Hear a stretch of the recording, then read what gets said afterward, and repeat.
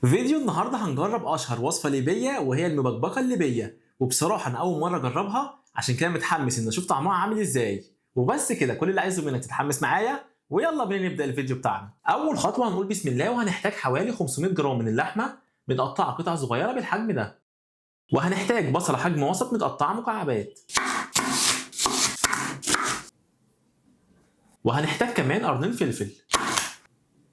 واخر حاجه هنحتاج حوالي نص كيلو من الطماطم ونضربهم في الخلاط مع شويه ميه.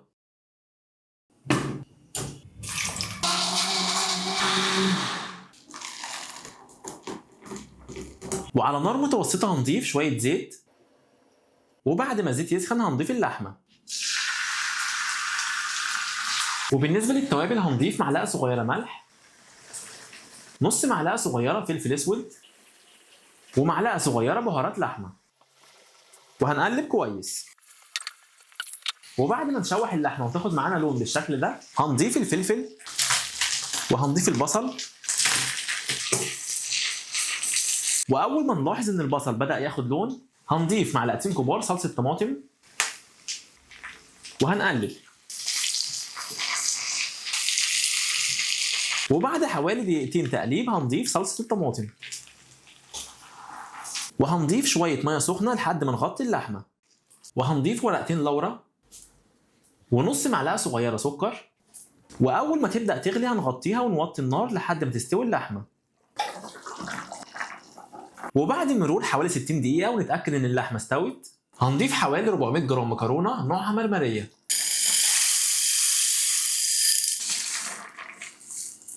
وبعد ما نضيف المكرونه هنغطيها بميه سخنه.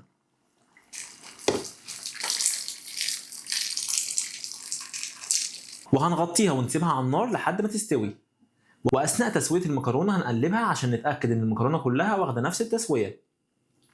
ولو لاحظنا ان الميه نقصت والمكرونه لسه ما استوتش هنزود ميه سخنه. وهنظبط الملح حسب الرغبه. وبعد مرور حوالي 15 دقيقه والمكرونه استوت كده المبكبكه الليبيه اصبحت جاهزه على الاكل. وعلى طول وهي سخنه نقول بسم الله ونبدا نقدمها.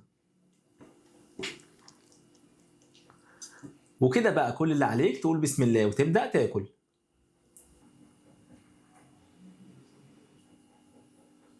بسم الله.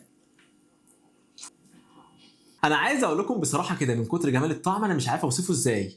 نكهه اللحمه مع المكرونه مع الفلفل اللي احنا ضايفينه مديها سنه شطه كده، بصراحه الطعم في منتهى الجمال. يعني من الاخر لو انت بردان ونفسك في حاجه تدفيك جرب الوصفه دي واكيد ان شاء الله هتعجبكم. وبس كده بيكون انتهى الفيديو بتاعنا، واشوفكم في فيديو جديد. سلام.